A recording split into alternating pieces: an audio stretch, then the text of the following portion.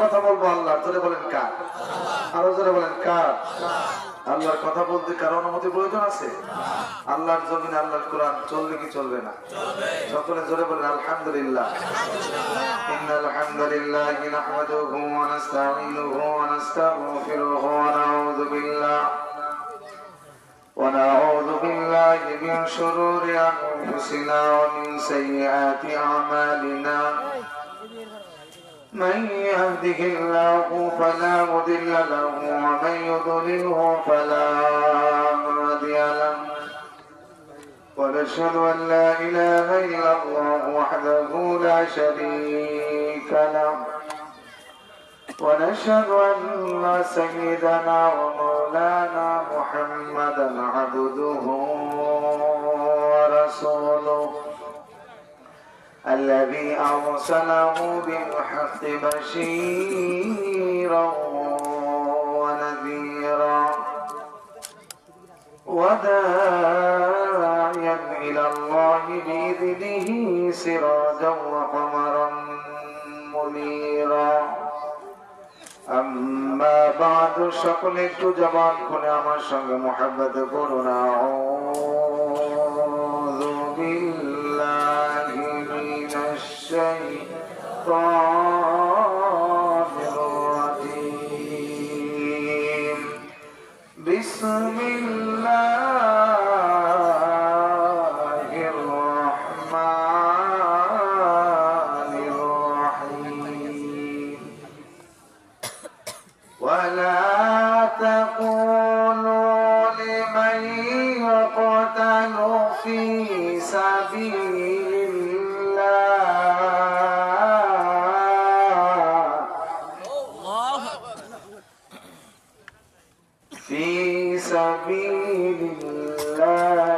আমওয়াত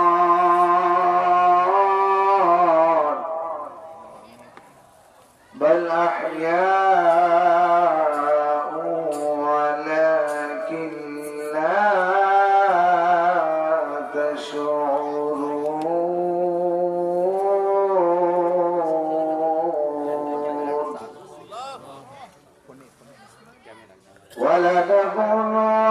ولنبلونكم بشيء من الخوف والجوع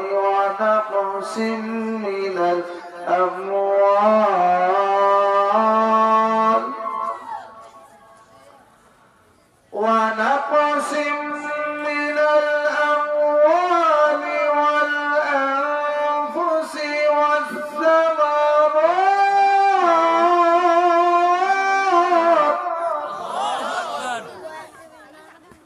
وبشر الصابرين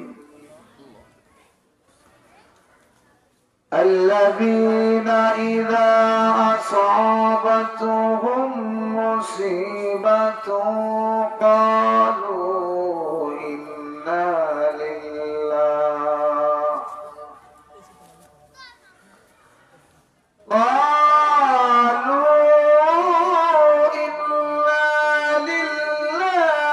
وإنا إليه راجعون.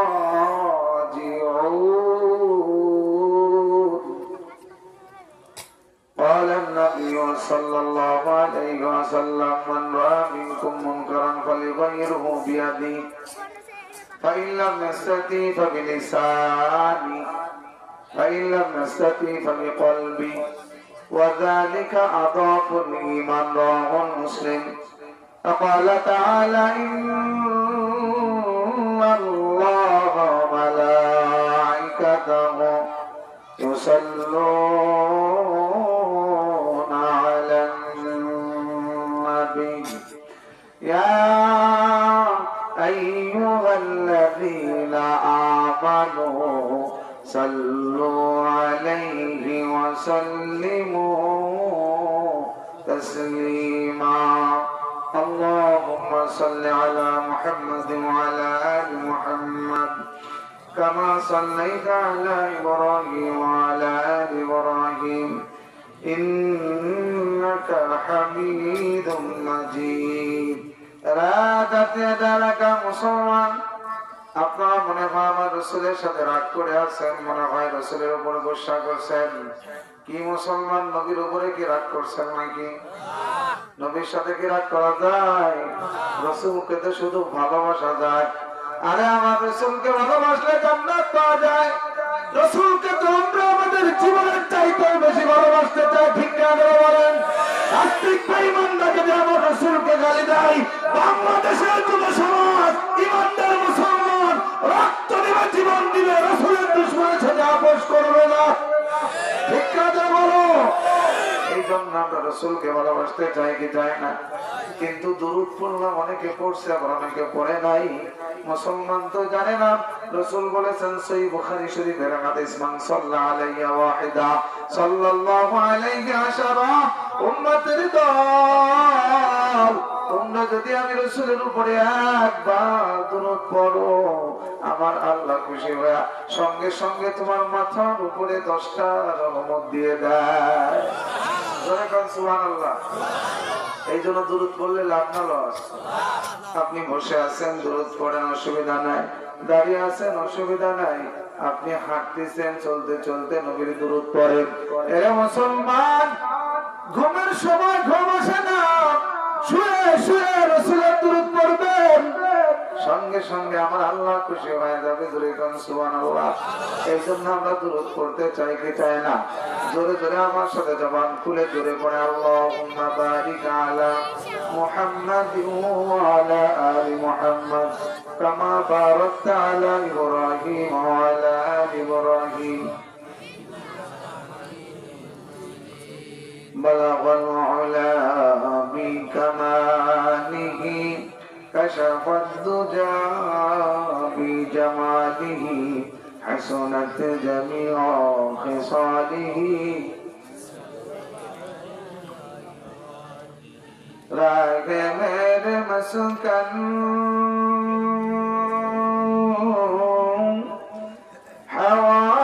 حواری کعبہ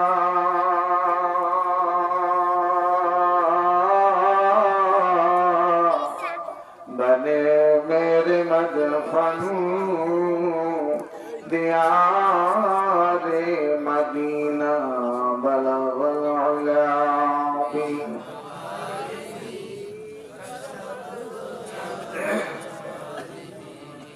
حسنت جميع خصاله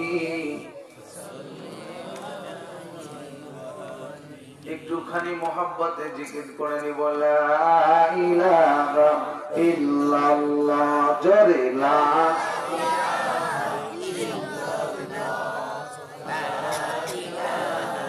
জোরে লা ইলাহা ইল্লাল্লাহ, লা ইলাহা ইল্লাল্লাহ, লা ইলাহা ইল্লাল্লাহ। আল্লাহর নামে জিকিরে মজা আছে না নাই? বাংলাদেশে কত রকম জিকির হয়, কত রকম জিকির হয়, কিন্তু সহি করে আল্লাহর নামে জিকির করবা মুসলমান, অন্তরের ভিতরে মজা লাগবে, মজা আছে না নাই? এই তাহেরি রাজালাও পুরো রাখিয়া তোমার দারে আমি কত ভালোবাসি রে, মারহাবা নাউযুবিল্লাহ দেখলাম ওয়া ওয়া মুর্শিদা পাশে তার একজন এসকুটে লাগ আছে না নাই? এই ঘাটের পাশের গেলাম তার হইবার আসে আমারে দেখি আর খেয়া দূরে দূরে বাসের মুর্শিদ তোর নাই গারি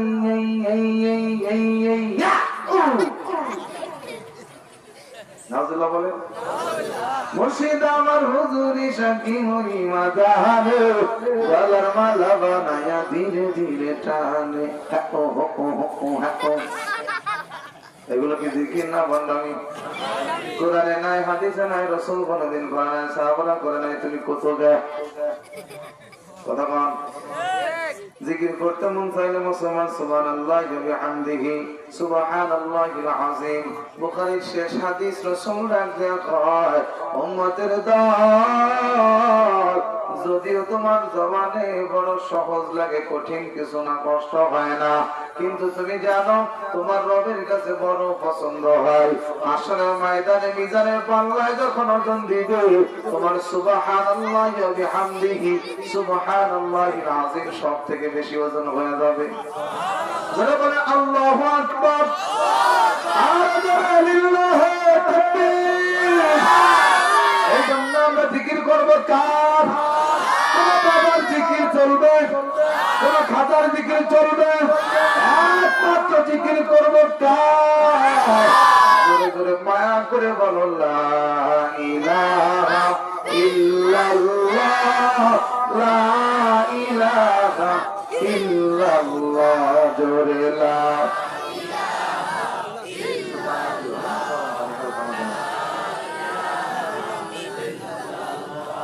তোমার মতো প্রিয় বন্ধু যার হৃদয়ে রয়। আমাদের সবচেয়ে প্রিয় বন্ধুকে না না জোরে বলেন কে? বন্ধুর নাম জোরে বলতে বাধ্য আছে? আল্লাহর নাম জোরে বলবো কোন ভয় আছে? মুসলমান চিল্লা বলো আমাদের সবচেয়ে আপন বন্ধুকে।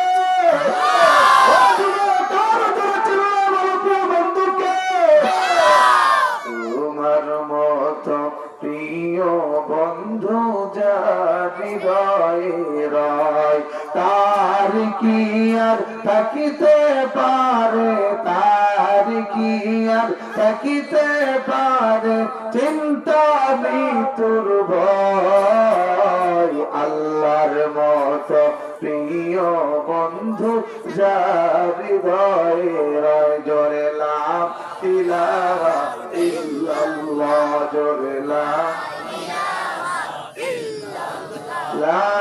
ইলাহা ইল্লাল্লাহ, লা ইলাহা ইল্লাল্লাহ, লা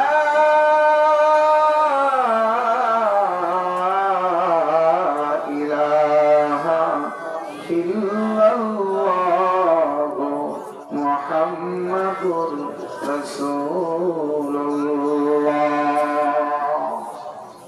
আলহামদুলিল্লাহ। ঐতিহ্যবাহী জাতীয় উত্তর পাড়া জামে মসজিদ ও যুব সমাজের উদ্যোগে আজকের এই 10ম বার্ষিক তাফসীরুল কোরআন মাহফিলের স্বনামধন্য শ্রদ্ধাভাজন সভাপতি মোহাম্মদ আলাউদ্দিন মোল্লা, আজকের মাহফিলের সম্মানিত প্রধান অতিথি শ্রদ্ধেয় বড় ভাই, যার আলোচনা ছোটবেলা বহু শুনেছি, যারা আমাদের আকাবির বলিষ্ঠ কণ্ঠস্বর, অত্যন্ত সুন্দর জ্ঞান গর্ব আলোচনা করেন, কিন্তু মনে হয়েছে আজকে ভাইজান একটু অসুস্থ। সুস্থতা অসুস্থতা কার হাতে? যে কোনো সময় আমি আপনি অসুস্থ হতে পারি কিনা।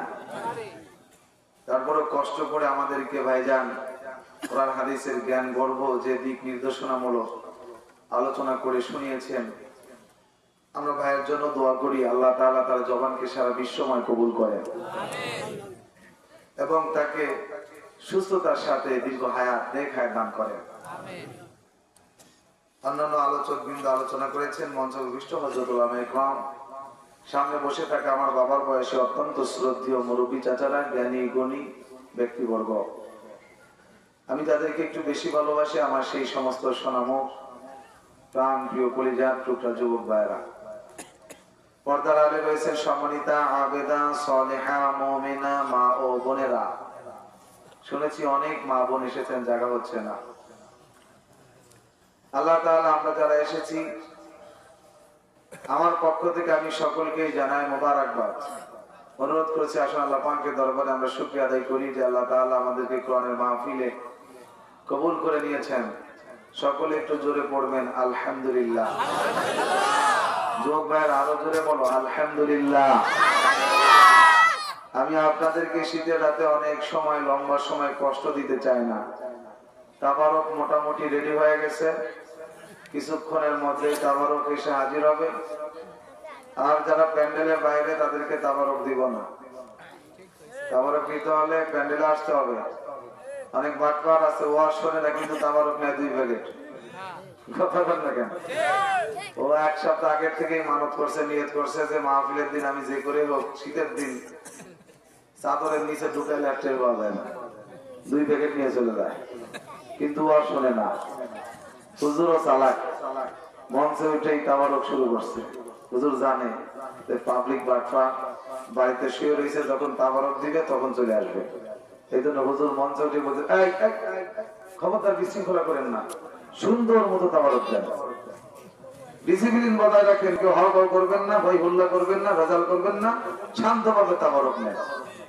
এখন বাদ পাত তো শুয়ে রয়েছে কাঁথার ভিতরে শীতের দিন, ও চিন্তা করছে আমি কি আর ওনাদের মতো বোকা নাকি, আমি শুয়ে থাকবো, তাবারক দিলে হাজির হবো। এখনো তাবারকের গল্প শুনে বলতে শুয়ে পড়ছে লেপের ভিতরে, ঘুমের ঝুল চলে আসছে। এখন ঘুমের ভিতরে দেখবেন যদি একটু আওয়াজ হয় তাহলে আওয়াজটা বেশি শোনা যায়। এখনো বারবার খালি কানের ভিতরে তাবারক তাবারক তাবারক। ও চিন্তা করছে, হায় আল্লাহ, আমি 1 সপ্তাহ আগে থেকে নিয়ত করছি তাবারক খাবো, এখন তাবারক শেষ হয়ে যাইতেছে, আমি তাড়াতাড়ি যাওয়া লাগবে, যাইরে দো। পোলাপান ওর দিকে তাকায়, সব হাসে, কিরে হাসিস কেন? কয় তোর লুঙ্গি কই? বলতে ঘুমের ঝুলে লুঙ্গি খাতার ভিতরে রেখে আসছে, উস নাই। এমন বাচ্চার আছে না নাই? ওরা শুনবে না, দোকানে ঘুরবে, মেলায় ঘুরবে, শুয়ে থাকবে, তাবারকের সময় মাছ ধরে যাবে। আমরা বলতে চাই তাবারকের কোরআন শোনার জন্য এসেছি। বলেন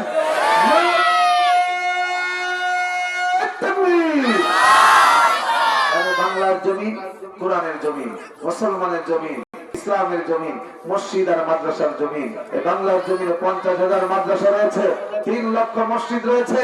বাংলার জমিনে মুসলমান মাঠে কাজ করতে যায়, আসরের আজান হলে গায়ের গামছা বিছিয়ে যায়, নামাজ বানায়, আল্লাহু আকবার বলে খেতে আইলে নামাজে দাঁড়ায় যায়। বাংলাদেশের মুসলমান মাঠে ঘাটে, অফিস আদালতে, এমনকি পানির ভিতরে, সাগরের ভিতরে, নদীর ভিতরে যদি বাংলাদেশের মুসলমান চলতে শুরু করে, সাগরের ভিতরে, নদীর ভিতরে, পদ্মা নদীর ভিতরে লঞ্চ স্টিমার গুলো চলে, জাহাজ গুলো চলে, ফেরি গুলো চলে, মুসলমান যাইতেছে। হঠাৎ করে মাগরিবের আযান হয়ে গেল, কিছু মুসলমান দেখবেন লঞ্চের উপরে, ফেরির উপরে, ছাদের উপরে যাইয়া ওযু করে ঢেউয়ের তালে তালে সাগরের ভিতরে, নদীর ভিতরে আল্লাহু আকবার বলে মালিকের কুদরতি কদমে সিজদা দিয়ে দেয়। যখন অফিসে যাইবেন, মুসলমানের নামাজ পড়ার জন্য জায়গা আছে না নাই? তেলের পাম্পে যাবেন, নামাজ পড়ার জায়গা আছে, কিন্তু হিন্দুদের উলু দেওয়ার জায়গা নাই। এটাই প্রমাণ করে বাংলার জমিন হলো মুসলমানের জমিন। কথা বলেন ঠিক কিনা? এই জমিনে কোরআনের রাজ কায়েম করা লাগবে, ধরে বলেন ঠিক কিনা? আমার জাতীয়তা মোহাম্মদপুর নগর এলাকার মুসলমান যুব সমাজ, এদেশের হাক্কানি আলেম ওলামারা ঐক্যবদ্ধ হচ্ছেন। জামাত বলো, চরমনাই বলো, ইবাদত বলো, খিলাফত বলো, জমিয়ত বলো, সমস্ত আলেম ওলামা ঐক্যবদ্ধ হচ্ছে। স্বাধীনতার 53 বছরেও আমরা বাংলার জমিনে ইসলাম প্রতিষ্ঠিত করতে পারি নাই, বাংলার জমিনে কোথাও শান্তি খুঁজে পাই নাই। শান্তি যদি পেতে চাও, কোরআনের রাজ কায়েম করো। কোন কোন যুবক তৈরি আছো? আলেম ওলামা যদি বাদ দেয়, রাজপথে নামিয়ে পড়তে হবে। কোরআনের জন্য রক্ত দেব, জীবন দেব। কারা কারা তৈরি আছে? দুই হাত উঁচু করো। আল্লাহ কবুল করেন। কি রাজি আছেন আপনারা? কোন ভয় আছে? আমরা যদি জীবন দিতে হয় কোরআনের জন্য দিব, আল্লাহর জন্য দিব, যারা বলেন ঠিক কিনা? কোন নেতা খাদার জন্য আমার 1 ফোঁটা রক্ত ঝরতে পারে না। আমার জীবন দিয়েছেন কে? এই রক্ত ফোঁটা তোমাকে যুবক কে দিয়েছে? এই জীবন, এই রক্ত যদি দিতে হয়, আল্লাহর রাস্তায় রক্ত দিব, জীবন দিব। এই পৃথিবীতে মানুষ অ্যাক্সিডেন্ট করে মারা যায়, পানিতে ডুবে আগুনে পুড়ে মারা যায়, আবার কিছু আল্লাহর প্রিয় বান্দা বান্দী আল্লাহর রাস্তায় শহীদ হয়ে মারা যায়। আল্লাহর রাস্তায় জীবন দেওয়ার থেকে শ্রেষ্ঠ কোনো মৃত্যু নয়। এই জন্য প্রয়োজনে আমরা ইসলামের জন্য জীবন দিতে রাজি আছি না নাই? ইনশাআল্লাহ বলেন। আমি একটু পানি খাই, খাবো? খাই। তাফসীরুল কোরআন মাহফিল একটা কোরআন থাকলে ভালো হতো। দেখো তো একটা কোরআন শরীফ আনা দেয় কিনা মসজিদ থেকে। তাহলে আমার ভাইয়ের, আমি আর এটা বড় কথা নয়, আমি আপনাদেরকে সরাসরি কোরআনে নিয়ে যেতে চাই। কারণ কোরআন হলো আমাদের সব থেকে শ্রেষ্ঠ নিয়ামত। কোরআন শুনলে যাদাতুহুম ঈমানা, ঈমান বেড়ে যায়। সুবহানাল্লাহ বলেন না? কোরআন শুনলে কি বাড়ে? ঈমান বাড়ে। আর যদি বাবার গান, খাজার গান শুনতে থাকি তাহলে মানুষ আরো মুশরিক হয়, মসজিদ রেখে মাজারে যায়। বলেন ঠিক কিনা? বাবার পায়ে সেজদা দিয়ে মুশরিক বেঈমান হয়ে যায়। এজন্য আমরা কি শুনবো? জোরে বলেন, কি শুনতে চাই?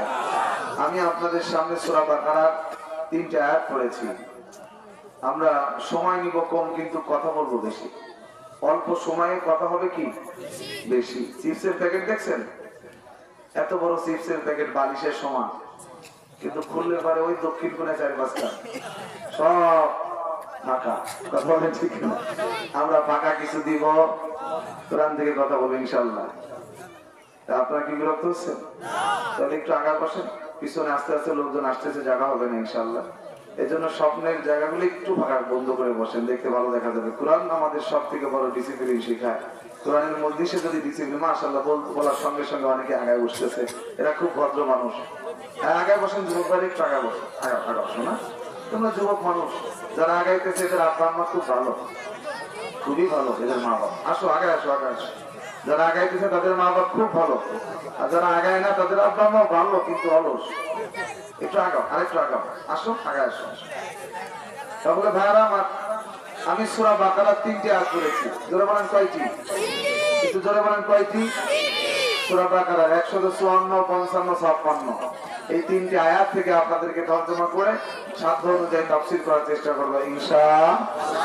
সকলে আমার সাথে পড়ে না, আউযু বিল্লাহি মিনাশ শাইতানির রাজীম। বিসমিল্লাহির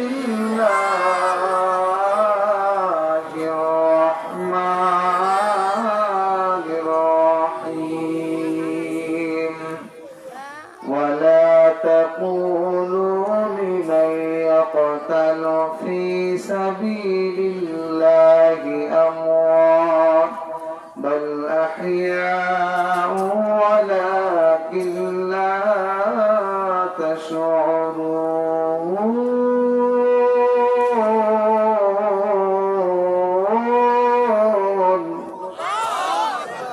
ও দুনিয়ার মানুষ শোনো, যারা আমি আল্লাহর রাস্তায় জীবন দেয়, আমার জন্য যারা মরে যায়, শহীদ হয়, তাদের কোনো মৃত্যু নাই, তারা মরে না, বরঞ্চ তারা আমি আল্লাহর কাছে জীবিত থাকে। কিন্তু দুনিয়ার মানুষ তোমরা বুঝতে পারো না, তারা আল্লাহর কাছে কি থাকে? শাহাদাতের তামান্না। শাহাদাতের তামান্না প্রতিটা ঈমানদার মুসলমানের অন্তরে থাকা ফরজ। আল্লাহর রাস্তায় যদি জীবন দেওয়া প্রয়োজন হয়, জীবন দেওয়া লাগবে, ঠিক কিনা বলেন? এই টিকটক কথা বলিস কে তোরা? চুপ করে বসো, নতুন, ঠিক না? বুঝে না, বসো। কোরআনের মাহফিলের আদব আছে। এখানে বক্তা কথা বলবেন, যদি কেউ হাউ গাউ করে, এমনকি কোরআন যখন হবে তখন বিনা কারণে উঠে যাওয়া যাবে না। যদি উঠে যান তাহলে এটা মুনাফিকের লক্ষণ। কিসের লক্ষণ? এখন একজনের ডায়াবেটিস, এই জায়গায় পিসাব করে দেওয়ার সম্ভাবনা আছে, সে তো যাবে হুজুরাত, হুজুর থাকেও যাইতে পারে, কিন্তু কোরআন দিয়ে কথা বললে যে ওঠে সে মুনাফিক। রাআইতাল মুনাফিকিনা ইয়াসুদ্দুনা আনকা সুদুদা, এটা কোরআনের কথা, আমার কথা না। বলো রাসূল, আপনি দেখবেন যখন কোরআন দিয়ে আপনি কথা বলবেন, কোরআন দিয়ে ডাকবেন, তখন কিছু লোক উঠে যাবে, ওরা হলো মুনাফিক। আমরা কি মুনাফিক হতে চাই না মুমিন হতে চাই? যারা মুমিন তারা কোরআন শুনতে চাইবে আর তাদের ঈমান বাড়তে থাকবে। যাদাতুহুম ঈমানা, জোরে কান সুবহানাল্লাহ। তো ভাইরা আমার, কেউ ডিস্টার্ব করবেন না, কথা বলবেন না। অনেক কষ্ট করে এসেছি, আপনাদেরকে কোরআন থেকে কিছু কথা বলতে চাই। তবে আমি বলতে চাই যে এই জমিনে যারা ইসলামের বিরোধিতা করবে তারাই হাসিনার মতো পতন হয়ে যাবে, ঠিক না বলেন? আমাদেরকে কত নির্যাতন করেছে, দেশের লক্ষ লক্ষ আলেমুল আমাদেরকে হামলা মামলা করে জেলের ভিতরে বন্দী করে পর্যন্ত রেখেছে। আবার তার দালাল বাহিনী স্বপ্ন দেখতেছে বুবু নাকি শর্ট করে চলে আসবে। আমরাও বলেছি খালি আয়, আমরা শুইলে একেবারে বিশ্ব রোডে টানায় রাখবো, সুটকিয়ে থাকবি, ফিরাউনের মতো সুটকি বানায় রাখবো, কারণ অনেক হিসাব বাকি আছে। বলেন ঠিক কিনা? আমার 28 অক্টোবর 2006 রাজধানীর বুকে ইসলামী আন্দোলনের কর্মীদেরকে তারা লগি বইটা দিয়ে পিটিয়ে রক্তাক্ত করে তাদের লাশের উপরে নৃত্য করেছে। আমার শহীদ আবদারকে হত্যা করেছে কুত্তা বাহিনী। আমার ভাইয়েরা, 2013 সালের 5ই মে এদেশের নবীর আশিক আল্লাহর প্রেমিক বান্দারা রাসূলের দুশমনদের বিচারের দাবিতে রে হাসিনা তোমার আব্বাকে গালি দিলে বিচার হয়, তোমাকে কেউ গালি দিলে 24 ঘন্টা অ্যারেস্ট করা হয়।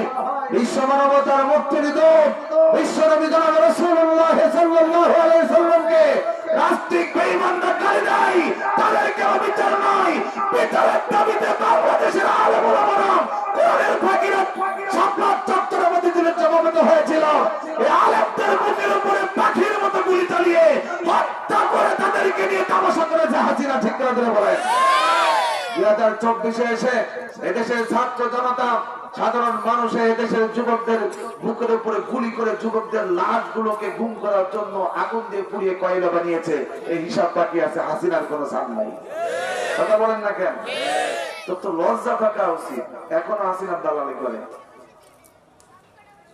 লজ্জাও নাই, মাথায় গিলুও নাই। মা তার সন্তানকে ফেলে রেখে মুদির কাছে চলে যায় পরকিয়া করে। বলেন ঠিক কিনা? কুলাঙ্গার সন্তান, তোমাদের এমন এক নেত্রী যে তোমাদের মায়া করে না, আগে নিজের জান বাঁচায় চলে গেছে। এখন একটারও খুঁজে পাওয়া যাইতেছে না। একটা ছিল প্রতিবন্ধী ওবায়দুল কাদের, ঠিক কিনা? যাই নাই বল, খালি কই খেলা হবে, প্যান্ট খুলে পড়ে যায়। ঠিক না? ধরে খেলা হবে, খেলা হবে, মহিলা যারা চিল্লাইতো তারাই তো দেশারিয়া, তারাই তো মাছারিয়া ভারত গিয়া পালাইলো, কাওয়া কাদের পালায়া গেল, খুঁজে তারে পাইলাম না, খুনি হাসিনা ওড়াল দিল, আর তো ফিরে আসলো না। ঠিক আছে বলে? এখন নরেন্দ্র মোদী স্বপ্ন দেখতেছে তার ডার্লিং, তার দাসী, তার বান্দি হাসিনা চলে গেছে, এই জন্য বাংলাদেশ খাই বলবে। চট্টগ্রাম নিয়ে যাবো, কুমিল্লা নিয়ে যাবো, ফেরি নিয়ে যাবো, মানে যৌতুক চাই। আমরা কি মেয়েটাকে সাইডে দিছিলাম নাকি পলাই গেছে? যদি পালা যায় তাহলে মা বাপ ভালো হইল, ওই মেয়ের পরিচয় তো দেয় না, যৌতুক তো দূরের কথা।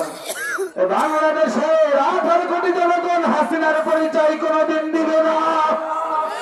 আমাদের কোরের পাকে হাসিনা মিথ্যা মামলা দিয়ে জেলের ভিতরে বন্দী করে ইনজেকশন মারা শেষ করে দিয়েছে। আর আমাদেরকে জেলের ভিতরে বন্দী করেছে, মামুল হকদেরকে, রফিকুল ইসলাম মাদানীদেরকে। এর বিচার হবে। হাসিনাকে আমরা সুযোগ পাইলে দেশে এনে ফাঁসি দিতে চাই। ঠিক কে বলো? এখনো যদি দালালি করে মনে করবেন ওর মাথায় কি নাই, গিরো নাই। গল্প একটা মনে পড়ছে, বলবো? রাগ হইতেছেন? খুশি হয়েছেন? আপনারা তো খুশি, কিন্তু দালালরা যদি দুই একদম থাকে খালি মনে মনে করতেছে, হুজুর তোমার পাইলে খবর আছে। আরে কি খবর করবা?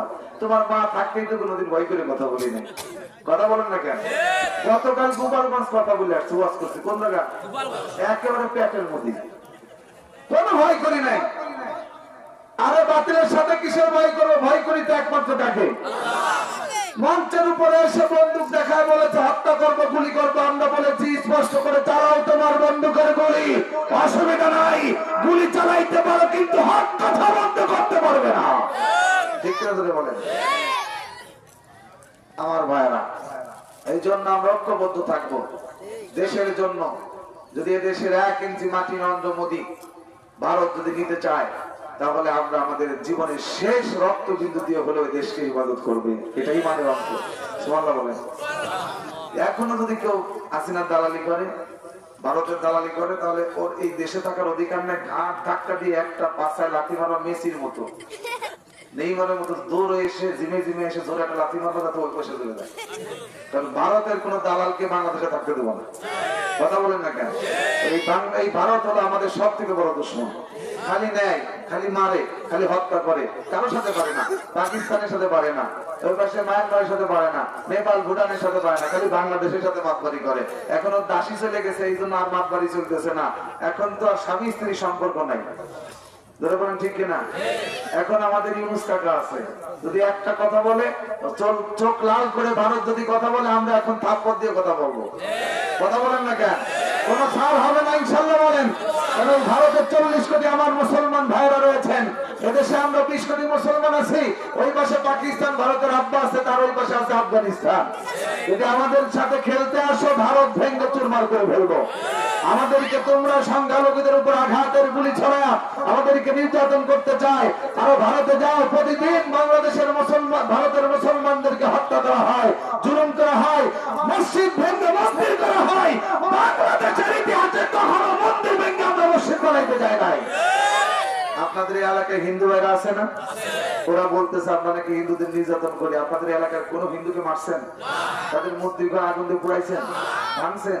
এমন কোন নজির নাই। আমরা একই সাথে বসে চা খাই, দাদা বলে ডাক দেই, আদর করি। বাংলাদেশের সংখ্যালঘুরা যত আরামে আছে, জামাই শ্বশুর বাড়ি এত আরাম পায় না। কথা বলেন না কেন? আমাদেরকে শান্তিতে আছি, শান্তিতে থাকতে দাও। আমাদের শান্তি নষ্ট করতে আসলে পরে এক একটাকে পিটা পিটা ভারতে পাঠায় দেবো ইনশাল্লাহ বলেন। ভাই আমার, আল্লাহ পাক রব্বুল আলামিন বলেন, যারা আমার রাস্তায় জীবন দিবে তারা বড় শহীদ, তাদের কোনো মৃত্যু নাই, বরঞ্চ তারা জীবিত থাকে। আল্লাহ পাক বলেন, দুনিয়ার মানুষ তোমরা সেটা বুঝতে পারো না। ولنبلونكم بشيء من الخوف والجوع ونقص من الأموال والأنفس والثمرات وبشر الصابرين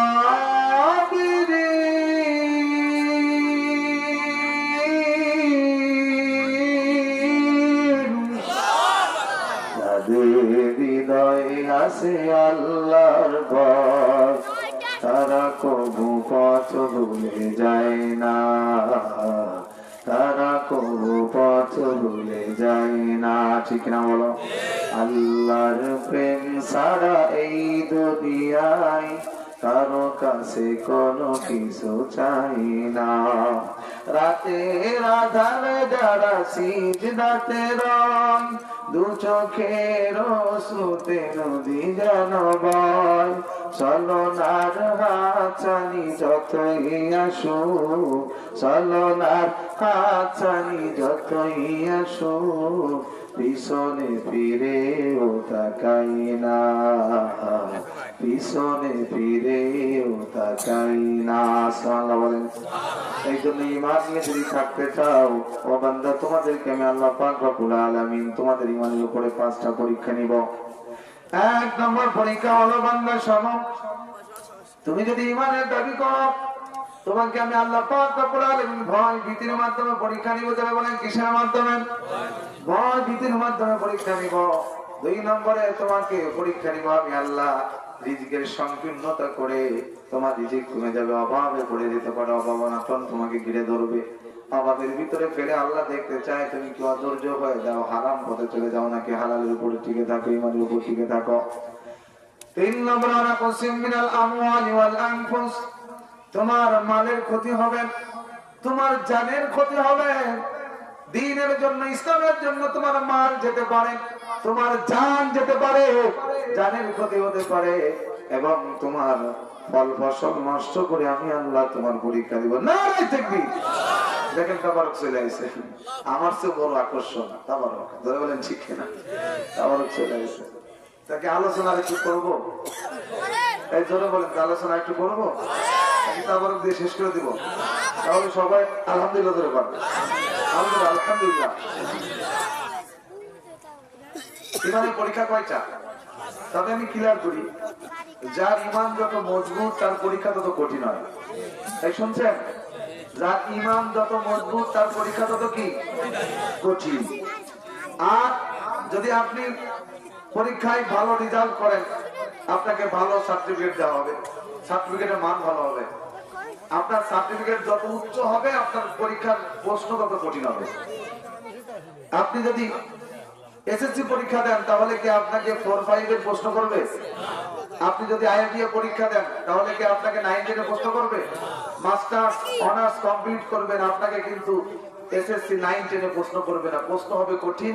কারণ আপনার এই পরীক্ষার রেজাল্টের মান ভালো হলে আপনাকে ভালো উন্নত মানের সার্টিফিকেট দেওয়া হবে।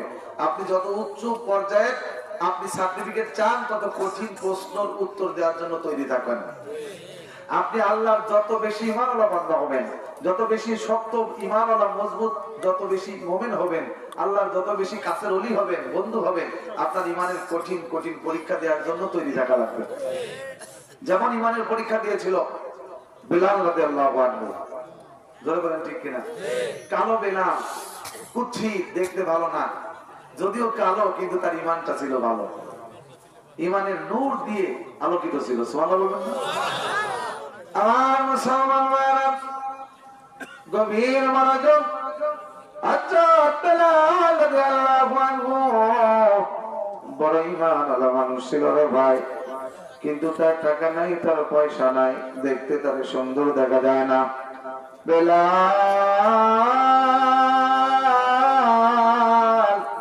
উমায়ের বাড়ির গোলাম, উমায়ের বাড়িতে গোলামি করে, উমায়ের বাড়িতে কাজ করে, সারাদিন সুযোগ পায় না। রাতের অন্ধকারে গুন গুন করে মালিকের সাথে প্রেম শুরু হয়, এই জন্য মালিকের মায়ায় তার চোখে পানি ধরে কান্না করে। একদিন উমায়ের ঘুম ভেঙে গেল, ভোরবেলা মুয়াজ্জিন আযান দেওয়ার আগেই, রাত 3টা-4টা বাজে এমন সময় উমাইয়া ঘর থেকে বের হয়েছে। বেলাল তো কাজের লোক, এই জন্য বেলালকে ভালো ঘরে থাকতে দেয় না। আমাদের কাজের সময় যখন খেতে ফসল পেকে যায় তখন বাজার থেকে আমরা জন কিনে আনি বাজার, এই জনগুলোকে কিন্তু আমরা কিষেঞ্জে কিনে আনি, এইগুলো কিন্তু গ্রামের মানুষেরা তার মূল ঘরে থাকতে দেয় না। বাড়ির সামনে ছোট্ট ভাঙ্গা ঘর, কুড়ে ঘর, বাড়ির সামনে ছোট্ট কাচারি ঘর, এই ঘরের ভিতরে থাকতে দেয়, বেলালকে মূল ঘরে থাকতে দেয় না, বেলালকে থাকতে দেয় ছোট্ট ভাঙ্গা ঘরে। উমাইয়া ঘুম থেকে উঠছে, বেলাল আল্লাহু আহাদ বলে চিৎকার দিয়ে কান্দে গো। উমাইয়া ডাক দিয়ে বলতেছে, বেলাল রে, তোর কি বিপদ হইল গো, বিদাতে কেন কান্দো? আরে বেলাল, তুমি কেন কান্দো? কি হয়েছে তোমার, কি বিপদ? হযরত বেলাল দেখে বলে, না না মালিক, আমি কোন বিপদে কান্দি না, আমি কান্দি একজনের মায়ায়। যারা বলেন সুবহানাল্লাহ। কার মায়া কান্দো? বলে, ও মালিক, আমি তো একজনের প্রেমে পড়ছি, আমি একজনের প্রেমে পড়ছি গো। ও দুনিয়ার যুবকের দল, তোমরা বান্ধবীর সঙ্গে প্রেম করো, এই জন্য বান্ধবীর সঙ্গে তুমি যদি বিয়া না হয়, বাবাই বিবাহ দিতে চায় না, বান্ধবীর মায়ায় তুমি কান্দো। পর্দালের মা, যুবতী বোন, বন্ধুর সাথে তোমার সম্পর্ক, তুমি বন্ধুর সঙ্গে তোমার কথা না হয়, বন্ধুর জন্য তোমার চোখে পানি, বন্ধুর জন্য তুমি কান্দো, এই অবৈধ প্রেম সম্পর্ক ভালোবাসার জন্য তুমি কান্দে পারো। হযরত বেলাল তো অবৈধ সম্পর্ক করে নাই, যেই মালিকের সাথে সম্পর্ক করলে জান্নাতে যাওয়া যায়, যেই মালিকের সাথে সম্পর্ক করলে জীবনের গুনাহ মাফ হয়ে যায়, ওই মালিকের সাথে সম্পর্ক হইছে কার? এই জন্য বেলাল মালিকের জন্য কান্দে আর ডাক দেয় আল্লাহু আহাদ। এই কথা যখন বলছে, উমাইয়া বুঝতে পেরেছে আরব দেশের মানুষ আরবি ভাষা বোঝে, গ্রামার বোঝে, যখন এক আল্লাহ আমার রব এক, এই কথা যখন বুঝছে, তখন উমাইয়া বুঝতে পারছে আমাদের সমস্ত মূর্তি বাতিল, আমাদের সূর্যের পূজা হয় না, সাপের পূজা হয় না, পানির পূজা হয় না, সব বাতিল করে দিছে রে। বিলাল এখন এক আল্লাহর গোলামি করে। উমাইয়া রাগ হয়ে গেল, ডাক দিয়ে বলে, আবু জেহেল,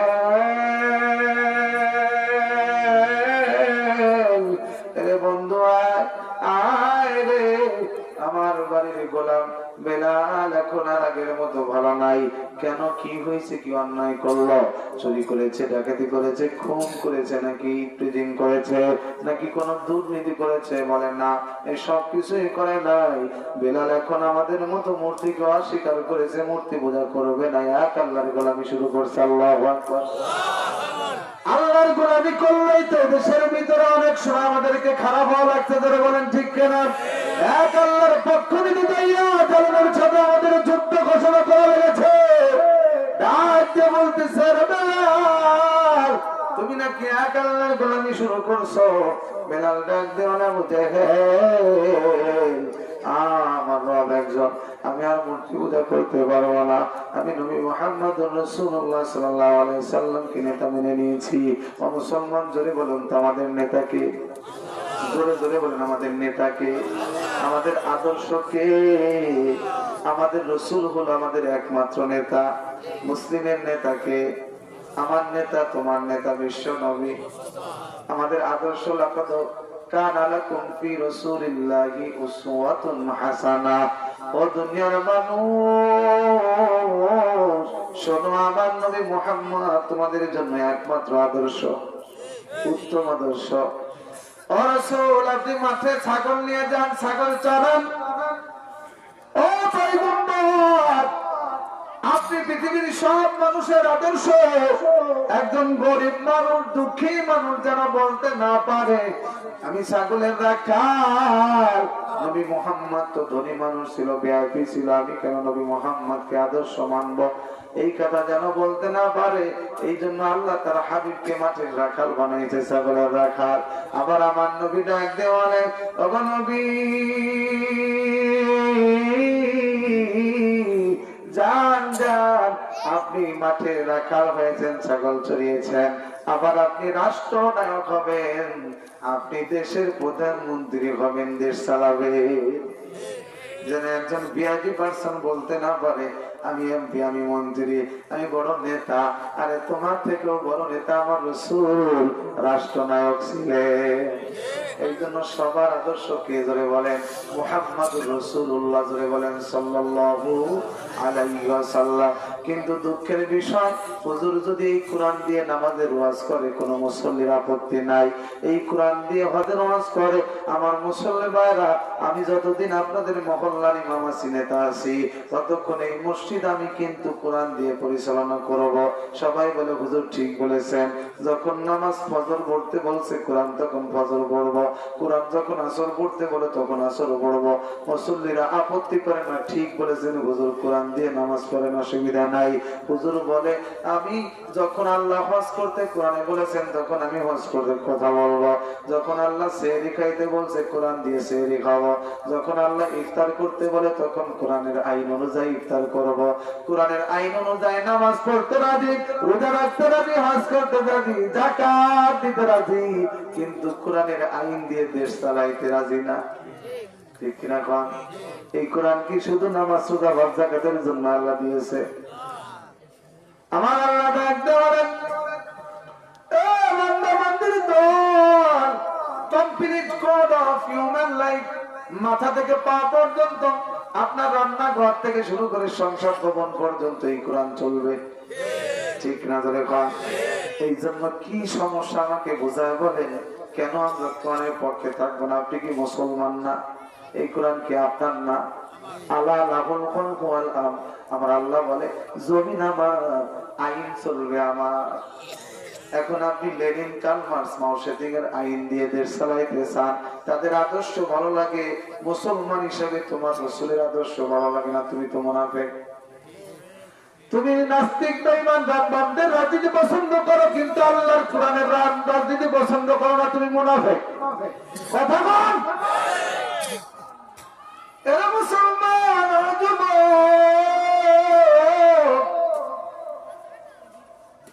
হযরত বেলাল রাদিয়াল্লাহু আনহু যখন বলছে আমার রব একজন, আবু জাহেল না পায় গেছে, হযরত বেলাল রাদিয়াল্লাহু আনহু হাত দুইটা রশি দিয়ে বাঁধলো, কোমরের ভিতরে রশি দিয়ে বাঁধছে, টানতে টানতে মরুভূমির ভিতরে নিয়ে গেছে। মাথা থেকে পা পর্যন্ত চাবুক মারতেছে। হযরত বেলাল কালামা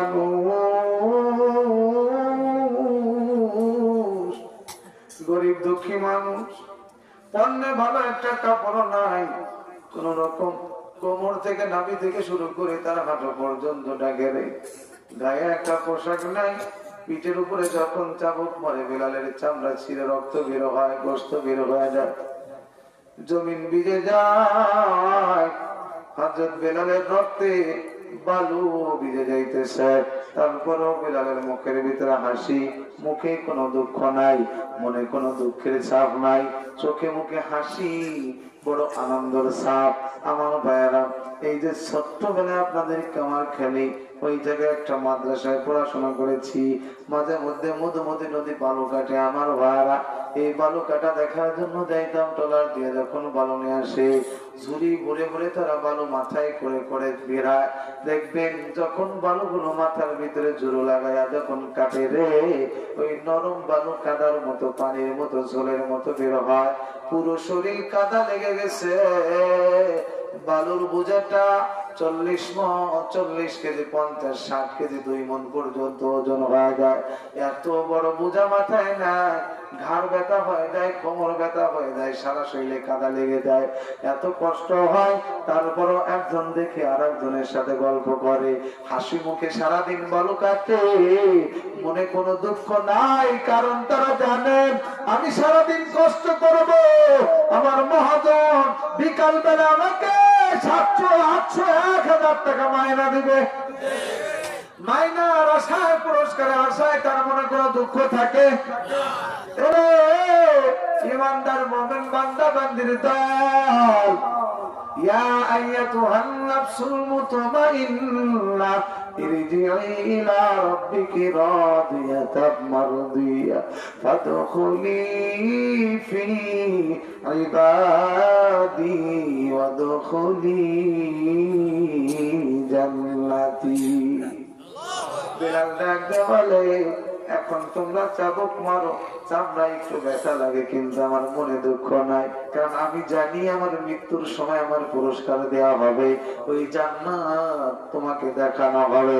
ফেরেশতারা ডাক দিয়ে বলে, ও আল্লাহর প্রিয় বান্দা বান্দির দল, এই জমিনে আল্লাহর জন্য কষ্ট করেছো, মার খেয়েছো, ত্যাগ করেছো, এই যে তোমাকে জান্নাত দেওয়া হবে, ওই জান্নাত দেখে তুমি জান্নাতে চলে যাও। তার রূহটা আস্তে করে রেশমি রুমালের মতো সুগ্রাম জায়গায় তখন মৃত্যুর সময় বের হয়ে যায়। জোরে বলেন সুবহানাল্লাহ। বেলালের মুখের ভিতরে শুধু হাসি। আবু জেহেল মারে, শুধু আবু জেহেল মারে তা নয়, আরো 10 জন যুবক একসাথে বেলালকে লাঠি দিয়ে সাপের মতো পিটায়। বেলালের মনে কোনো দুঃখ নাই। আবু জেহেল ডাক দিয়ে বলে, বেলাল রে, আমরা মারতে মারতে ক্লান্ত হয়ে গেলাম, কিন্তু তুমি মার খাইতে খাইতে তোমার কোনো ক্লান্তি নাই। বেলাল বলে, কোনো অসুবিধা নাই, আল্লাহর জন্য যত মারবে আমার কোনো দুঃখ নাই, আমি আল্লাহকে ভালোবাসি। ধরে বলেন সুবহানাল্লাহ। আমার ভাইরা, আবু জেহেল ডাক হয়ে গেল, হযরত বেলালের বুকের উপরে বিশাল বড় একটা পাথর চাপা দিয়ে দিছে। বেলাল হাত নাড়াইতে পারে না, পা নাড়াইতে পারে না, বেলালের বড় কষ্ট হয়। বেলালের হাত পা অবশ হয়ে গেছে, বুকের উপরে পাথর চাপা দিয়ে রাখছে। আবু জেহেল দেখে রে, হাত পা নড়ে না, কিন্তু জিহ্বা নড়ে। এই জিহ্বা নড়ে বেলাল কি বলে? আবু জেহেল তার কানটা মুখের সঙ্গে লাগায় দেখে, হযরত বেলাল রাদিয়াল্লাহু আনহু জিহ্বা নড়ে, জবান নড়ে, বলতেছে আল্লাহু আহাদ, আল্লাহু আহাদ, আমার আল্লাহ, আমি আমার আল্লাহরে ভালোবাসি। যখন আবু জেহেল লক্ষ্য করলো বেলাল জিহ্বা নড়ে, আল্লাহকে ডাকে, বড্ড রাগ হয়ে গেছে। ডাক দিয়ে বলে, বন্ধু উমাইয়া, ওই যে মরুভূমির ভিতরে একটা বাবলা গাছ আছে রে, খেজুর গাছের মতো, বেল গাছের মতো লম্বা লম্বা কাটা হয়, ওই বাবলা গাছের ভিতরে থেকে বড় বড় 5টা কাটা ছিঁড়ে নিয়ে আয়। বেলাল জিহ্বা দ্বারা আল্লাহরে ডাকে, ওর জিহ্বাটার ভিতরে আমি কাটা ঢুকায় দেবো, যেন জিহ্বা না নাড়াইতে পারে। উমাইয়া বড় বড় 5টা কাটা ছিঁড়ে আনছে রে মুসলমান। আবু জেহেল বেলালের জিহ্বাটা টান দিয়ে বের করে কাটা ঢুকা দিবে। হযরত বিলালের চোখের ভিতরে পানি চলে আসছে। আবু জেহেল ডাক দিয়ে বলে, বিলাল পিঠে মারলে সহ্য করা যায়, কিন্তু জিহ্বার ভিতরে কাঁটা ঢুকাইলে সহ্য করা যায় না। তুমি বুঝি কাঁটা দেখে ভয় পাইছো, এই জন্য তোমার চোখের ভিতরে পানি, তোমার চোখের ভিতরে পানি, কাঁটা দেখে ভয় পাইছ। বেলাল বলে, আবু জেহেল তোমার কাঁটা দেখে ভয় পাই নাই, আমি কান্দি আমার আল্লাহর কারণে, আমার ভালোবাসার কারণে কান্দি। আইয়ুব পয়গম্বরের জিহ্বার ভিতরে আপনারা জানেন পোকা ঢুকছিল 18 বছর ধরে। বলেন কয় বছর? এই কোরআনের ঘটনা 18 বছর। তাজা মানুষ তাকায় তাকায় দেখে আমার চামড়া গুলো পোকায় টোকায় টোকায় ছিঁড়ে খাইতেছে, গোস্ত খাইতেছে, হাড্ডি ছাড়া কিছু নাই, দুর্গন্ধ হয়ে গেছে। গ্রামের মানুষ তারা জঙ্গলে ফেলে দিয়ে আসছে।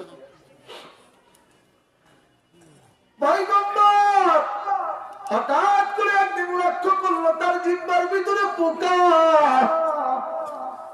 আল্লাহ বলে মধুর ডাক দিছে। গভীর রাতে সবাই একটু মায়া করে আমার আল্লাহকে ডাক দেন, জোরে বলেন তো আল্লাহ, জোরে জোরে জোরে বলেন আল্লাহ, আর জোরে বলেন ইয়া আল্লাহ। কত মজা লাগে, মনটা ভরে যায়। আইয়ুব পয়গম্বর যখন আল্লাহ বলে ডাক দিতে জিহ্বার ভিতরে একটা ঘুরলি লাগলো, সঙ্গে সঙ্গে জিহ্বার ভিতর থেকে একটা পোকা বের হয়ে গেছে। পয়গম্বর চোখের পানি ছেড়ে কান্দে, প্রভু 18 বছর তুমি আমার পোকামাকড়ের খাবার বানাইছো, আমি কোনদিন তোমার অভিযোগ করি নাই, নালিশ করি নাই আল্লাহ, কিন্তু এখন তোমার নাম ধরে ডাক দিলাম, আমার জিহ্বার ভিতর থেকে পোকা বের হয়। আল্লাহ গো, আমার জিহ্বার ভিতরেও কি পোকা ঢুকে গেল আল্লাহ, আমি সহ্য করতে পারি না, আমার সারা শরীর পোকামাকড়ে খায়, মানুষ পচতে গন্ধ হয়, সহ্য করা যায় না। আল্লাহ গো, আমার জিহ্বাটা ভালো ছিল, আমি তোমার মধুর নাম আল্লাহ বলে ডাক দিতাম, আমার সব দুঃখ বেদনা দূর হয়ে যাইত। এখন আমার জিহ্বার ভিতরেও পোকা ঢুকছে, আল্লাহ গো তোর মধুর নাম ধরে আমি কেমনে ডাকবো, আমার মনে শান্তি লাগে না, আমার জিহ্বাটা তুমি পোকামাকড়ের খাবার বানাও না। আমার আল্লাহ খুশি হয়ে ডাক দিয়ে বলে, পয়গম্বর যাও যাও, তোমাকে আমি সুস্থ করে দিলাম, পরীক্ষায় পাস। আইয়ুব পয়গম্বর সুস্থ হয়ে গেলেন। আল্লাহ পাককে আইয়ুব পয়গম্বর ডাকছে, আল্লাহ পাক ডাকে সাড়া দিল, জবাব দিয়ে দিল। আল্লাহ ডাক দিয়ে বলে, জিবরাইল যা। পয়গম্বর আইয়ুব নবী যখন পা দিয়ে জমিনে গুতা দিছে, আঘাত দিছে, জমিন পেটে ঝর্ণা বের হয়ে গেছে। ওই ঝর্ণার ভিতরে পয়গম্বর গোসল করলো। 80 বছরের বুড়ি বৃদ্ধ মানুষ অসুস্থ, সারা শরীর পচে গলে শেষ হয়ে গেছে। এই অসুস্থ মানুষকে আল্লাহ পাক রব্বুল আলামিন পরিপূর্ণ সুস্থ করে দিছে। আল্লাহ ডেকে বলে, পয়গম্বর না না না, তোমার বয়স ছিল 80, এখন থেকে তুমি 30 বছরের যুবক। সুস্থ শরীর নিয়ে বসে রয়েছেন, অপেক্ষা করতেছে আমার বিবি রহিমা কখন আসবে রে। সুবহানাল্লাহ। এরে পদালের মা, বিবি রহিমার কাছ থেকে তুমি শিখো স্বামীর সেবা কেমনে করা লাগে। আজকাল তো আধুনিক যুগ, স্বামীকে সেবা করবে দূরের কথা, তুই তুকারি করে কথা বলে। ভাবি ভাই কোন জায়গায়? রফিক বাজারে গেছে। রফিক কোন জায়গায় গেছে? কেমন আছেন? কয় না, রফিককে নিয়ে আমি ভালোই আছি, মনে হইতেছে ওনার কোলের বাচ্চা। আবার অনেক বেশি আধুনিক যারা আছে ওরা আবার স্বামীরে বর্তমান আব্বা হয়ে রাখে, আছে না? রোকেয়া, ও রোকেয়া এদিকে আসো তো। এখন রোকেয়া বলতেছে, আরে বাবা আসতেছি। আরে বাবা আসতেছি, তোর আব্বা লাগে রে? আগের যুগের মা বোনেরা চাষিরা কোনোদিন স্বামীর নামটা পর্যন্ত নিতে চায় নাই, লজ্জা পেয়েছে। কত ভদ্র তারা ছিল। আরে দেখে স্বামীকে এমন ভাবে ডাকে মনে হইতেছে ওনার ছোট ভাই। জোরে পান নাউজুবিল্লাহ। যে আধুনিকতা তোমাকে বেয়াদব বানাবে, আধুনিকতার কপালে আমি লাথি মারি। জোরে বলেন কথা ঠিক কিনা? রাসূল আমার ডাক দেওয়ারে, মহিলা রে, মেরাজের রাতে আমি জাহান্নামের ভিতরে কান্নার আওয়াজ, মহিলাদেরকে বেশি দেখলাম, তাদের সব থেকে বড় অপরাধ তারা স্বামীর নাফরমানি করে, স্বামীকে অমান্য করে। নাউজুবিল্লাহ বলেন। আর তারা মানুষের গীবত করে বেশি, আর একজনের বাড়িতে পান খায় আর গীবত করে, আছে না নাই? আর তারা কি করে? মানুষকে অভিশাপ দেয়, নিজের স্বামীকে অভিশাপ দেয়, সন্তানকে অভিশাপ করে। এই জন্য নারীরা বেশি জাহান্নামে যায়। আপনাদের এই এলাকা মোহাম্মদপুর এলাকা, দাতিয়াদগা এলাকার ভিতরে মা বোনেরা কোনোদিন মনে হয় স্বামীকে অভিশাপ দেয় না। আমাদের ফরিদপুরে অঞ্চলে অনেক মা বোনেরা আছে, যদি স্বামীর সাথে ঝগড়া লাগে স্বামীকে অভিশাপ দিয়ে মারিয়ে ফেলায়, তুই মরে যা, ঠাটা পড়ুক। নিজের কলিজার টুকরা সন্তান 10 মাস 10 দিন গর্ভে ধরছে, ওই সন্তানকে পর্যন্ত লানত করে, অভিশাপ দেয়, বদদুয়া দেয়। রাগ হয়ে গেছে, এখন ডাক দিয়ে বলে আল্লাহ তোরে সহি দেয় না, তুই মরবা পারিস না। কিন্তু একটু যদি সন্তানের বিপদ হয় মা চিল্লায়, কিন্তু মুখে যা আসে তাই বলে ফেলো, মা তোমার বড় দাম। তুমি রাগ হইয়া যদি তোমার সন্তানকে অভিশাপ দিছো, রে মা তোমার সন্তানের কপাল পড়ে গেছে, তোমার কোনো খবর নাই। এই জন্য মক্কার এক ইমাম, দেখতে বড় কালো, আফ্রিকার জঙ্গলের পাশে বাড়ি, ইমামকে ডাক দিয়ে বলো, বলো হুজুর আপনাকে এই মক্কার ইমাম বানানো হয়েছে কি যোগ্যতার ভিত্তিতে? ইমাম ডাক দিয়ে বলে আমার কোনো যোগ্যতা নাই, আমি শুধু আমার মায়ের দোয়ার কারণে আজকে মক্কার ইমাম। আপনার মা কেমন দোয়া করেছেন? বলে আমি ছোট্টবেলায় খুব দুষ্ট ছিলাম, দুষ্টুমি করতাম, আমার মা রাগ হইতো, রাগ হইলে আমার মা দোয়া করতো আল্লাহ করে যেন মক্কার ইমাম বানাই। রাগ হইলে পরে কি সুন্দর দোয়া। আর আমার মা বোনদের যদি খালি রাগ হয় 14 গোষ্ঠী উদ্ধার করে। ছেলে মেয়েরাও বসান দেওয়ার বাপ কেউ ছাড়ে না, কথা বল না, কথা বল। আর সঙ্গে না ভারমানি করে, আমি দেখে তো সংসার করে গেলাম, আমি দেখে খাইতেছি। এই কথা শোনেন না, এমন কোন বীর পুরুষ আছেন? আমার বই কোনদিন কথা পাই নাই, আছেন থাকে আদেশ করে না। হ্যাঁ ভাই আমাদের আগে এই রোগে সবাই তারা, আমরা হুজুররা মাপ পাই না। হাজার হাজার মানুষ আমাদের অসনে বাড়ি গেলে বলে কাকি তোমার হুঁশটাই তেল ভরে গেছে, কথা বলেন কেন না? ইযা সাল্লাত মারআতু খামসাহা ওয়া মা 5 ওয়াক্ত নামাজ পড়ো। ইযা সাল্লাত মারআতু খামসাহা 5 ওয়াক্ত নামাজ পড়বে, মা সময় মতো 5 ওয়াক্ত নামাজ পড়বে এবং রমজান মাসের রোজা রাখবে। সুবহানাল্লাহ। ওয়া আতাত বালাহা, স্বামীর আতাত করবে, স্বামীর আনুগত্য হবে। তার মানে কি? তার মানে হলো স্বামী যা বলে তাই মানবে, স্বামীর আনুগত্য হবে, স্বামীর বাধ্য হবে। কিন্তু বাংলাদেশের মা বোনেরা স্বামীকে বাধ্য করার চেষ্টা করে। হুজুর একটা তাবিজ দেন, আমার স্বামী যেন আমার বাধ্য হয়ে থাকে। সংসারে আগুন কি এমনি লাগছে নাকি? রাসূল বলে তুমি তোমার স্বামীর বাধ্য হও, আর তুমি তোমার স্বামীকে বাধ্য করার জন্য তাবিজ খোঁজো, জীবন ও সংসারে শান্তি আসবে না। হুজুর ওয়াজ যাই করেন আমার স্বামী বোঝে কম, মানে উনি বেশি বোঝে, এজন্য মাতবাড়ি করে না। স্বামী যা বোঝে তাইকে আপনার প্রাধান্য দিতে হবে, ঠিক না বলেন? ওয়াহসানাত পারদাহা, লজ্জা ইস্তায় হেফাজত করো। স্বামী বিদেশ ঢাকায় চাকরি করে, ঘরে বসে বসে ও মা মোবাইলের ভিতরে অন্য পুরুষের সঙ্গে, যুবকের সঙ্গে, বন্ধুর সঙ্গে, বয়ফ্রেন্ড আর বেস্ট ফ্রেন্ড চলবে না। স্বামীর আমানতের খেয়ানত করা চলবে না। লজ্জা স্থানে হেফাজত করো মা। আজকে বাংলার জমিনে কত পুরুষ চোখের পানি ছেড়ে কান্দে আমাকে ফন্দা, হুজুর গো কি করব, বড় বিপদ, মহা বিপদ হুজুর। আমি বললাম কি হয়েছে? হুজুর আমার বিবি আমার একই সাথে খাটে শুয়ে থাকি, রাতের বেলা মোবাইলের ভিতরে, ইমো হোয়াটসঅ্যাপের ভিতরে অন্য পুরুষের সঙ্গে, যুবকের সঙ্গে মেসেজ করে, কথা বলে। আমি নিষেধ করলে পরে আমাকে গালি দেয়, বলে তুমি একটা খ্যাপ, তুমি কিছুই বুঝো না। আমার ফ্রেন্ড হয়, বয়ফ্রেন্ড হয়, বেস্ট ফ্রেন্ড হয়, তার সঙ্গে একটু কথা বলি। যুবককে কোনদিন যদি তোর বউ খালি বয়ফ্রেন্ডের নাম নেয়, যদি কোনদিন বেস্ট ফ্রেন্ডের গল্প হয়, সাথে সাথে জোরে কষে থাপ্পড় মারবি, কান যেন ফেটে যায়। যদি না পারো, তোমার বউ কিন্তু বয়ফ্রেন্ডের হাত ধরে আল্লাহর রাস্তায় বেরিয়ে যাবে, কোনদিন হুজুরের তাবিজে ফিরে আসবে না। ওই জায়গা কঠিন হওয়া লাগবে। কথা বলেন ঠিক কিনা? আজকে মিস কল, কালকে ডাইরেক্ট, পরশুতে পরিসা, তারপরে দিন আপা বলে খারাপ হয় ধরো যায়, স্বামী জিজ্ঞেস করলে বলে আত্মীয় এসেছে। হাইরে হাই, হাইরে হাই, ভাইরে ভাই কি কলির যুগে এসেছে। হাইরে হাই, ভাইরে ভাই কি কলির যুগে এসেছে। ঠিক না বলে?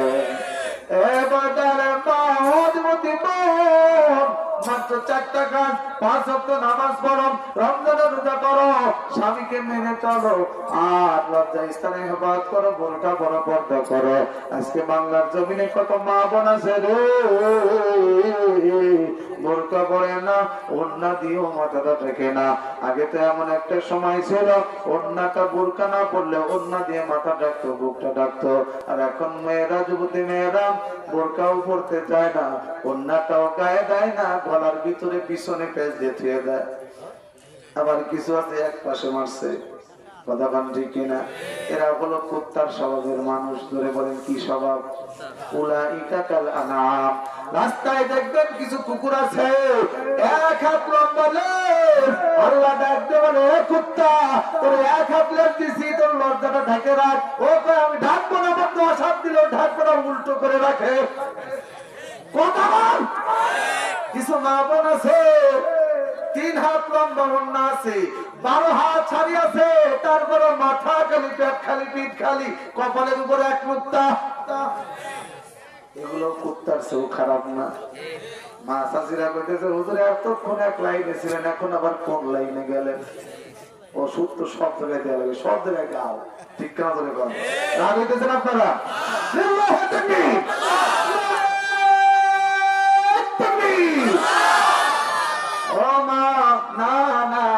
রাগ করো না রে মা, তোমাকে রাগানোর জন্য বলি নাই। যদিও কষ্ট হয়, যদি মেনে চলতে পারো, এই দুনিয়া কিন্তু একেবারে ক্ষণিকের জন্য। আজ আছে কাল নাই, মৃত্যু বড় সহজ। মৃত্যু যে কত সহজ। 2 দিন আগে আমার ফরিদপুর মাঝখান্দি এলাকার পাশে একটা মেয়ে যুবতী মানুষ পরিবহনে উঠেছে, এক জায়গায় আত্মীয় বাড়িতে যাইবে। হঠাৎ করে গাড়ির বাসের দরজা খোলা, আজরাইল হাজির হয়ে গেছে। চলন্ত গাড়ি থেকে হঠাৎ করে ড্রাইভার ব্রেক দিছে, কিন্তু গাড়ির ভিতর থেকে দরজা দিয়ে ওই মেয়েটার নাম হলো মিম। ওর বাড়ির পাশে আমি সেদিন মাহফিল করতেছি, এলাকার ভাইরা আমার কাছে চোখের পানি ছেড়ে কানলো। ওই বাসের ভিতর থেকে দরজা দিয়ে বের হয়ে গেছে, বাসের ভিতর থেকে দরজা দিয়ে ব্রেক ধরে বের হয়ে গেছে। ও তো সিটে দূরে যাওয়ার কথা, কিন্তু দূরে যায় নাই রে মুসলমান। চাকার তলে পড়ে একেবারে কোমর থেকে মাথা পর্যন্ত গলে মাটির সাথে কাদার মতো মিশে গেছে।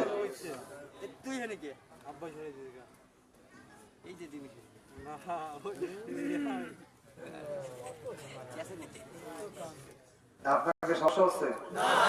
শুনবেন? হ্যাঁ, চলবে না ছাড়বো? তাহলে যুবকের কথা বলে না কেন? যুবকের কথা বলো। আর এই সোনার যুবকেরা হয়তো রাত 12টা 1টা পর্যন্ত ফেসবুক দেখে। এরাই তো মেসি আর নেইমারের ফুটবল খেলা দেখার জন্য শীতের ভিতরে 3টা পর্যন্ত জেগে থাকে। এরাই তো ক্রিকেট বিশ্বকাপ দেখার জন্য রাত 2টা পর্যন্ত জেগে থাকে। তারা বলেন ঠিক না? আজকে ফুটবল নয়, ক্রিকেট নয়, ফেসবুক নয়, কোরআন শোনার জন্য যদি প্রয়োজন হয় 11:30 পর্যন্ত জাগতে রাজি আছি না নাই?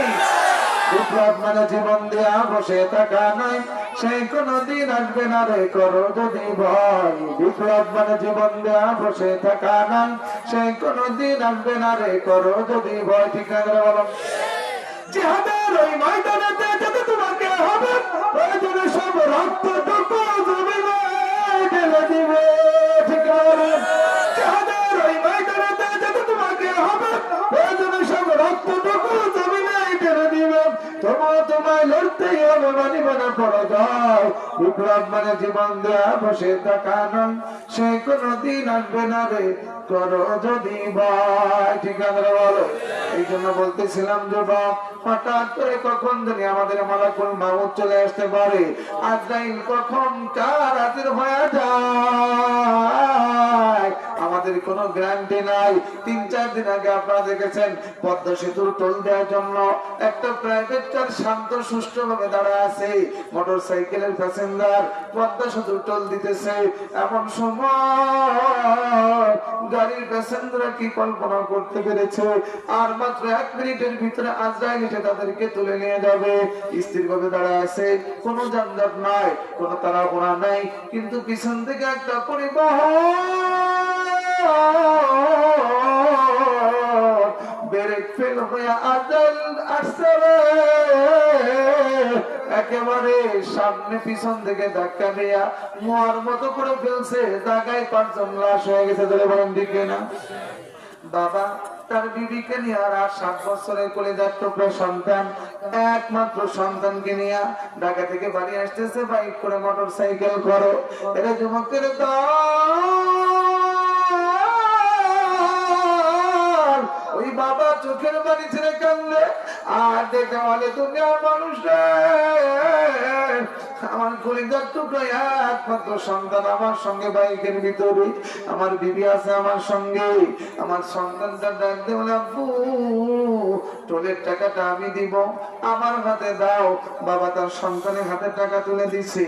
এমন সময় বাসে যখন ধাক্কা দেয়, মোটর সাইকেল থেকে কাকতালীয়ভাবে বাবাটা বেঁচে গেল, কিন্তু সন্তান ওই গাড়ির চাকার নিচে পড়ে গেছে। বাবা বলতেছে, আমি নিজের চোখে দেখলাম আমার ছেলেটার মাথার উপর দিয়ে বাসের চাকাটা উঠে গেল আর আমার ছেলের চোখ দুইটা বের হয়ে গেছে, আমার ছেলেটা চোখের সামনে মারা গেল। আমার বিবিকে পরিবহন টানতে টানতে নিয়ে যায়, 1 মিনিট আগেও ভাবতে পারে না আজরাইল তাদের এত নিকটে চলে আসছে। জোরে জোরে বলেন কথা ঠিক না? যুবক তুমি কেন এত অহংকার করো? এখনো কেন নবীকে মানো না? নামাজ কেন এখনো পড়ো না? তোর মতো কত যুবক কলেজ ভার্সিটি পড়ে, স্কুল পড়ে, রিক্সা চালায়, মাঠে কাজ করে, অফিস করে, চাকরি করে, ব্যবসা করে, আবার নামাজের সময় হলে রিক্সার ভিতরে শিকল লাগায় মসজিদে ঢুকে যায়, আছে না নাই? তুমি কেন পারবা না? ধোকা ধোকা ধোকা। ও যুবক ভাই, নিয়ত করে ফেলো, তোর জীবনে যা করি আর নামাজ ছাড়বো না, আর নামাজ ছাড়বো না, নামাজ শুরু করব ইনশাল্লাহ বলে হাত উঠাও। ইনশাল্লাহ নামাজ শুরু করব। যুবক ভাই ইনশাল্লাহ নামাজ শুরু করব কি? ইনশাল্লাহ নামাজ শুরু করবে তো? জোরে আমার সাথে বলো আমিন, আর জোরে বলো আমিন। এই জন্য বলতেছিলাম মুসলমান ভাইরা আমার, আমার আপনার মৃত্যুর কোনো গ্যারান্টি নাই। এই জন্য মৃত্যু যদি হয়, আল্লাহ যেন ঈমানের সাথে আমাদের মৃত্যু দান করে। জোরে বলেন আমিন। এরা মুসলমান ও পর্দার মাগো, মাঝখান দিয়ে আপনাদেরকে একটু বললাম, আপনারা সংসারে অশান্তি করবেন না, শান্ত থাকার চেষ্টা করবেন। আপনি যখন স্বামী ঘরে আসে, স্বামীর চাকরি চলে গেছে, স্বামীর ব্যবসায় লস হয়েছে, ফসল নষ্ট হয়ে গেছে, স্বামীর মেজাজ খারাপ, অটো চালায়, রিক্সা চালায়, হয়তো একজন ধমক দিছে, তার মনটা বড় খারাপ, টাকা একটু কম আনছে, এই জন্য আপনি যদি তার সাথে খারাপ আচরণ করেন, বাজার একটু কম আনছে, এই জন্য যদি আপনি মুখটা ভার করে থাকেন, তাহলে দেখবেন স্বামীর মনটাও কিন্তু আরো খারাপ হয়ে যায়। ফাতিমা রাদিয়াল্লাহু আনহা, একদিন আলী রাদিয়াল্লাহু আনহুর ঘরের ভিতরে কোনো খাবার নাই, একদিন খাবার নাই, কাজে বের হয়েছে, তিনি কর্ম করে খাইতেন, তিনি কর্মঠ ছিলেন, মানুষের বাড়িতে প্রয়োজনে কাজ করে খাবার জোগাড় করতেন। ও আমার মুসলমান বন্ধুরে, যারা মানুষের বাড়িতে কাজ করে, দিন মজুর কাজ করে, মন খারাপ করবেন না। আমার আল্লাহ বলেন, আল কাসিম হাবিবুল্লাহ, যারা দিন মজুরের কাজ করে, খেটে খায়, তারা বলো আমি আল্লাহর বন্ধু।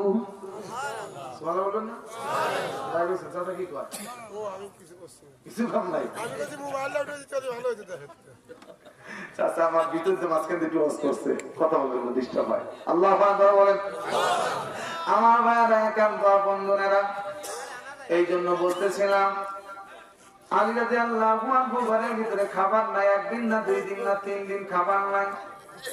হাসান হোসাইন ক্ষুধার যন্ত্রণা সহ্য করতে পারে না, আমার রাসূলের দরবারে হাজির। নানা ভাই, ও নানা ভাই, তোমার মেয়ে ফাতেমা 3 দিন হয়ে গেছে আমাদেরকে খাবার দেয় না। নানা ভাই গো, ক্ষুধার যন্ত্রণা সহ্য হয় না, জলদি করে একটু খাবার ব্যবস্থা করো।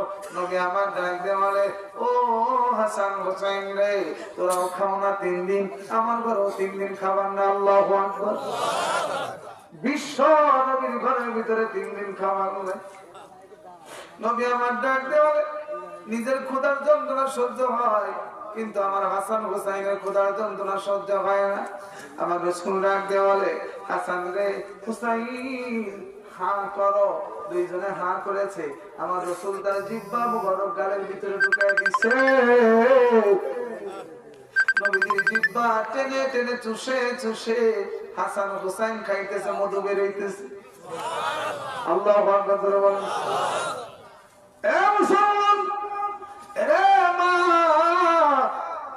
আলী রাদিয়াল্লাহু আনহু 3 দিনও ঘরের ভিতরে কোনো খাবার নাই। চতুর্থ দিন বের হয়েছে, ফাতেমা দেখি আমি কোনো খাবার আনতে পারি নাকি। আমরা পুরুষ মানুষ না খেয়ে থাকতে রাজি, খারাপ পোশাক পরতে রাজি, কিন্তু আমার সন্তান, আমার মা, আমার বাবা, আমার বিবি, তাদেরকে একটু ভালো পোশাক দেওয়ার জন্য চেষ্টা করি, ভালো খাওয়ান দেওয়ার চেষ্টা করি। কথা বলেন ঠিক না? আলী রাদিয়াল্লাহু আনহু